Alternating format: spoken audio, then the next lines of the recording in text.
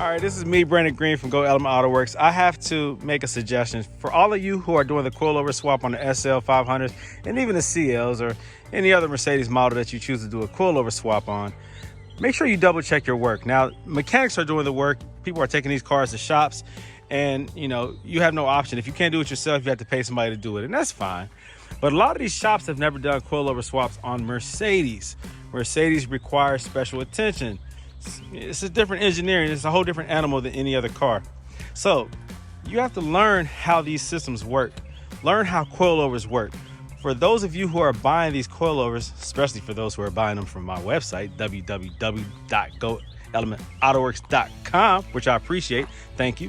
Anyways, so when you're buying these kits, try to get access to those manuals. Also, go on YouTube, look at my videos, look at other people's videos, and see how to adjust these coilovers. Find out how these things work so that you can double check the work of the mechanic or the shop where you got the work done. So this is a friend of mine. He got his SL500 done at a local shop here in Cincinnati, Ohio. And I'm not going to mention the name, but the dampening settings are so messed up. Wondering why the car drives the way it does, why it dips too much on one side, why it doesn't feel even on the road, excessively soft and bouncy in the back. You see, because a lot of mechanics, they do this work, and sometimes they're not doing it confidently because they really don't want to do a coilover swap. They're trying to deter you to just stick to the ABC suspension. So they're kind of half-hearted with their efforts. So the dampening settings on this one was totally whack. Driver's side, this one was set at 24, all the way firm. This one was set at 22. They probably did that in order to compensate for the likelihood that there will be a driver in the car most of the time. Lack of a passenger, there's more weight distribution on the driver's side, so maybe they made it more firm, or they were trying to overcompensate for another issue. Here goes the proposed issue. This is what I am proposing was the issue. In the rear, on the same driver's side, this was turned to 2 firm, all the way soft, 2 turns firm clockwise, while this one was set at 16. So you have this dampening setting that is all the way soft pretty much. This one that's a little bit past midway, and then the front all the way firm on the driver's side, 2 notches from firm on the passenger side. When they do these coilovers, make sure that your dampening is even on the passenger and drivers in the front, and that in the back, whatever your settings is even on the passenger and the driver. It's going to be more firm in the front, less firm in the rear, but make sure that the settings are correct. Also, I've had to adjust the height on my friend's car because the rear, the preload, was loose on the passenger side, overly tightened on the driver's side, and the height was not correct, and it was catching. It was dipping too low, more on the driver's side than the passenger side. Again, taking into consideration the dampening settings were not correct. He questioned the quality of the coilovers, but it's not the coilovers, it's the installation. The installation was not done properly. I haven't taken the front wheels off yet to check the coilovers, but I will next because I want to see if they've made these kind of mistakes. What other kind of mistakes have they made? I'm hearing the spring turn. I'm hearing movement of the coil, the spring itself on the front driver's side. So the preload probably is not set right. It's probably too loose. So these are all things that you have to consider when you're paying somebody to do a coilover swap.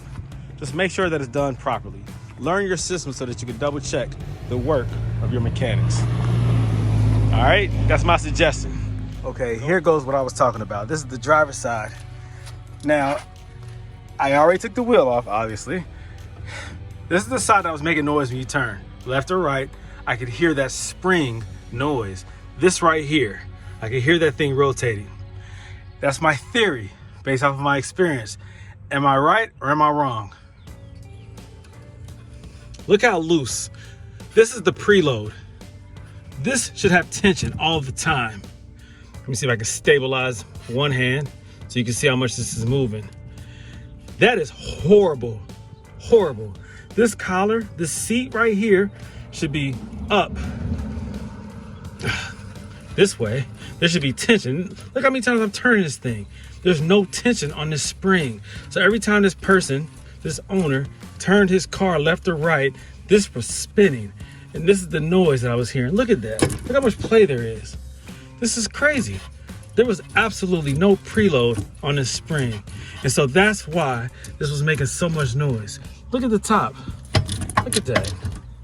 That's horrible. That's horrible. So when the car was dropped, yeah, there was tension on it, but there needs to be already tension on it. When the car is up in the air, there should always be load on this spring. That's horrible. Again, I'm not going to mention who did this, but God, a shop that does this, you might need to question. It's sad, sad.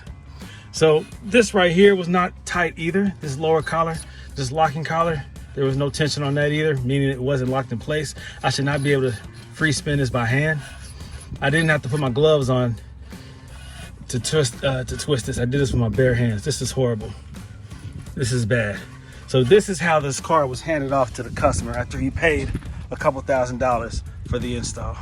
Horrible, horrible, and unsafe. These are the same people who complain about coilover swaps because it's done incorrectly. So if it's done like this, I would complain as well. Yeah, ABC is better.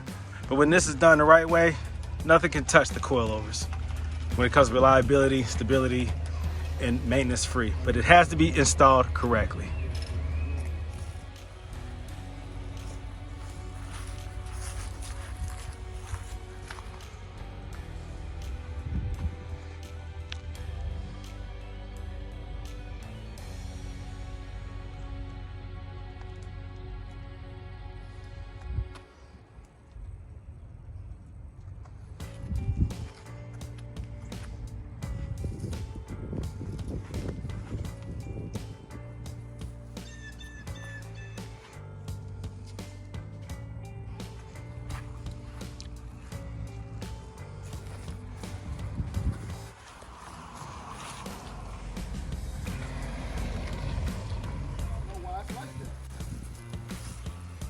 Same thing with my Bentley.